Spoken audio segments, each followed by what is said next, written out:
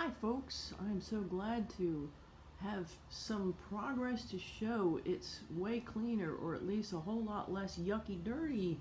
Ended up cleaning off most of the nasty styrofoam, or enough to make the new stuff stick. I found myself a nice heavy gauge piece of aluminum to fit over the hole. I'm thinking I'm going to put it behind the hole on the top of the camper and then seal it from this side.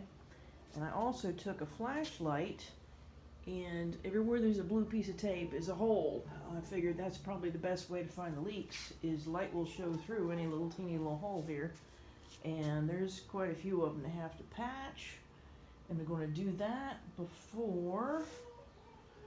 I really did not want to use plywood again since it was so gross and nasty and rotten and delaminated, but I couldn't really find much else to be able to mix with this insulation board, which is R5 instead of the R1 that used to be there.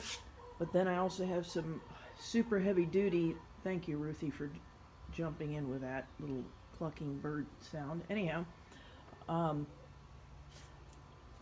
use the marine grade epoxy to completely pickle it and seal it and waterproof it as much as I possibly can to avoid any future problems with water damage, since I really can't find a alternative to this 1/8 inch plywood door skin. So hopefully that will be enough, and thank you for watching. Hope this helps.